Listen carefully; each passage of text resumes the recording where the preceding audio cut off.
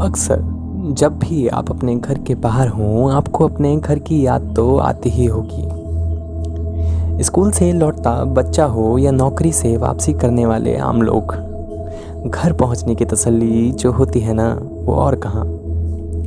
कैसा रहे जब घर में आप रहें तो घर को तसल्ली होने लगे। आप अपनी मर्जी से घर आ तो सकते हैं, मगर जा नहीं सकते। वो घर आपका ख्याल रखे, कोई कमी महसूस ना होने दे, मगर शर्त है कि उम्र भर घर में रहेंगे।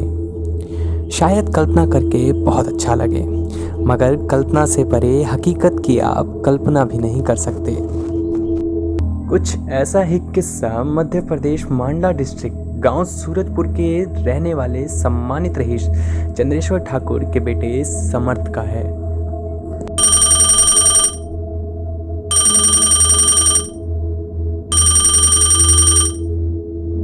हेलो हेलो बेटा समर्थ। जी चाचा जी। बेटा तुम घर आ जाओ, तुम्हारे पिता और माँ का देहांत हो गया है। ये क्या बोल रहे हैं चाचा जी आप? हाँ बेटा हाँ, वो हमें छोड़कर चले गए हैं। उनकी कार खाई में गिरने से दोनों की मृत्यु हो गई है। तुम उनके इकलौते बेटे हो, पिता के लिए घर आ जाओ बेटा। समर्थ अपना फोन काट देता है।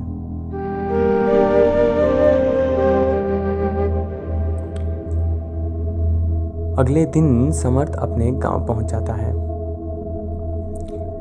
पिताजी और अपनी सौतेली माँ को उसने 13 साल पहले कनाडा जाते समय आखिरी बार देखा था। असल में समर्थ की छोटी उम्र में ही समर्थ की माँ को गंभीर बीमारी थी और बीमारी ने समर्थ की माँ को समर्थ से दूर कर दिया था। माँ की मृत्यु के बाद कुछ ही सालों में समर्थ के पिता ने दूसरी शादी कर ली, जिससे समर्थ ज़्यादा खुश न था। 13 साल पहले की इस घटना के चलते समर्थ के पिता ने उसे कनाडा उसके मामा के घर भेज दिया। 13 साल पहले आखिर ऐसा क्या हुआ था जो समर्थ को कनाडा जाना पड़ा? बचपन में समर्थ वैसे ही अपने पिता की दूसरी शादी से नाराज था। ऊपर से ममता, जो कि समर्थ की सौतेली माँ थी, वो कुछ ज़्यादा ही ख्याल रखती थी। समर्थ को लगता था कि ऐसा वो सिर्फ उसके पिता को जताने के लिए कर रही है। बचपन की चिढ़न में बचपना ना जाने क्या करा दे। बचपने में ही समर्थ ने ममता को घर से निकालने के लिए एक तरकीब सोची। तरकीब को अंजाम देने के लिए समर्थ ने अपने रात के खाने में रेड पॉइजन मिला लेने का सोचा, जो कि घर में ही था। रात का खाना ममता ने ही बनाया था। खाना डाइनिंग टेबल पर लगाते ही ममता ने समर्थ को आवाज़ दी, बाबा खाना टेबल पर लग गया है। टेबल पर बैठते ही सबकी नज़रों से बचते हुए समर्थ ने जहर अपने खाने में मिला लिया। जहर वाला खाना खाते ही होना क्या था, समर्थ को हॉस्पिटल ले जाना पड़ा। अभी तक इसका कारण सभी को ममता लग रही थी। ठाकुर जी तो हॉस्पिटल में ही अपना खून खौला रहे थे। ममता से घर वालों ने सौतेली माँ के लक्षण वाले तानों से भरे शब्द तक ममता को कह दिए थे। बात घर से बाहर तक चली गई। चारों तरफ जगह छाई हुई। आखिर में अगले दिन घर के नौकर से ही पता चला कि चूहे की दवा समर्थ बाबा ही लेकर गए थे। ठाकुर साहब उसी समय समर्थ का चिड़चिड़ापन समझ गए और उसे कनाडा उसके मामा के घर भेज दिया। उसके बाद समर्थ कभी अपने पिता और अपनी सौतेली माँ दोनों से ही रूबरू नहीं हुआ। घर जाते वक्त समर्थ के मन में पिता को खोने का गम तो था ही, और तो और शायद ममता से भी माफ़ी ना मांग पाने का। घर पहुंचने के कुछ दिन बाद अंतिम संस्कार बीत चुका था। सभी रिश्ते नातेदार अपने अपने घर की ओर समर्थ और उसके चाचा जी से इजाज़त लेकर जा रहे थे। चाचा जी के भी दिल्ली जाने का वक्त आ गया था। सभी के घर जाने के बाद चाचा जी समर्थ के नज़दीक आकर कहते हैं, बेटा समर्थ, भैया हम सभी को छोड़कर गए हैं, मगर तुम कभी अकेला महसूस मत करना। तुम्हारे चाचा हमेशा तुम्हारे लिए हैं। हल्की सी मुस्कान दिखाते हुए समर्थ कहता है, जी चाचा जी। अच्छा तो बेटा, हमारे दिल्ली जाने का वक्त आ गया है। कोई ज़रूरत हो तो चाचा को ज़रूर याद करना। चेहरे को झुकाए हुए समर्थ उन्हें कार तक छोड़ता है।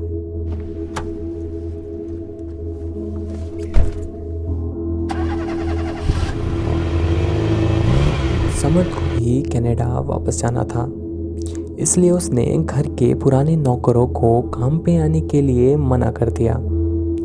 चाचा जी के जाने के बाद हवेली में कोई न था।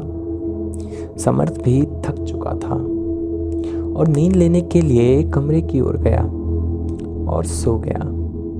कुछ ही समय में शाम होने को आई। समर्थ के कमरे में कोई आता है।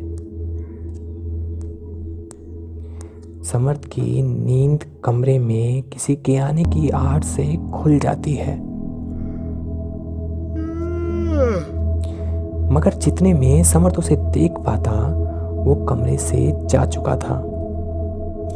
बाजू की टेबल पर चाय देखकर समर्थ ने सोचा कि कोई नौकर होगा और चाय पी लेता है। समर्थ को लगता है कि शायद उस नौकर को ये नहीं पता कि अब यहाँ कोई नहीं रहने वाला। समर्थ उठता है और उस नौकर को ढूंढता हुआ सीढ़ियों से नीचे की ओर जाता है।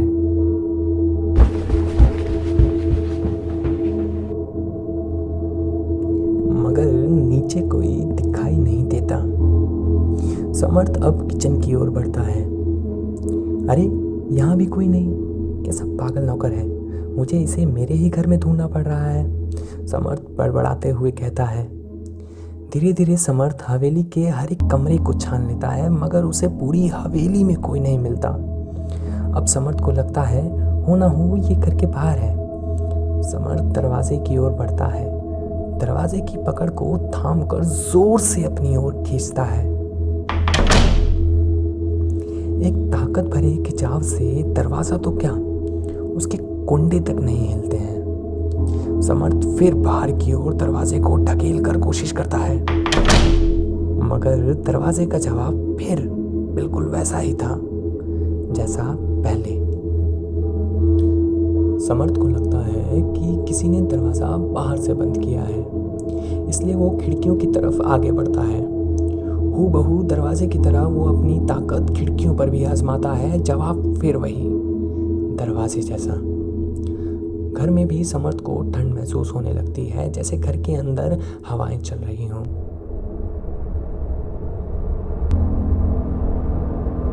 मगर वो बाहर निकलने की कोशिश जारी रखता है। हवेली में कुल 38 खिड़कियां थीं। समर्थ एक एक करके सभी को खोलने की कोशिश करता है, मगर खोल नहीं पाता। कोशिश के बाद समर्थ वापस दरवाजे की ओर आता है।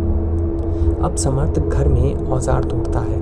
औजार ढूंढते हुए वो स्टोर रूम की तरफ जाता है। स्टोर रूम में रखी एक अलमारी के ऊपर से एक टोकरी धड़ाम से गिरती है। समर्थ अचानक चहक जाता है। उस टोकरी में से एक शीशी लुढ़कती हुई समर्थ के नजदीक आती है। समर्थ की उस शीशी पर नजर जाती है। शीशी देखते हुए ही मानो समर्थ का शरीर ठंडा हो गया हो।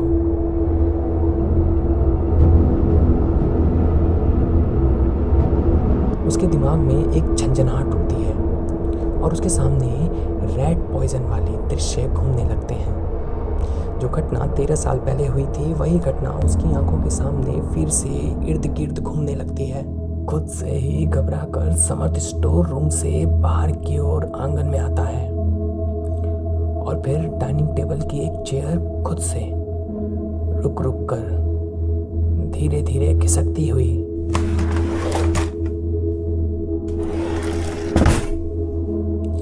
समर्थ के पास आती है। ऐसा लगा जैसे चेयर कुछ कह रही हो। समर्थ ये सब देख कर न जाने कैसे हिम्मत बना रहा था कि पूरी हवेली में एक आवाज गूंजती है, बाबा खाना डाइनिंग टेबल पर है।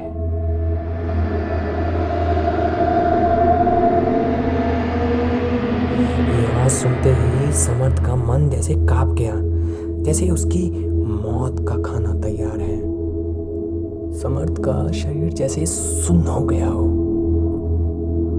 समर्थ फिर भी किचन की ओर बढ़ता है और वहां वो देखता है। आखिर ऐसा क्यों हो रहा था समर्थ के साथ?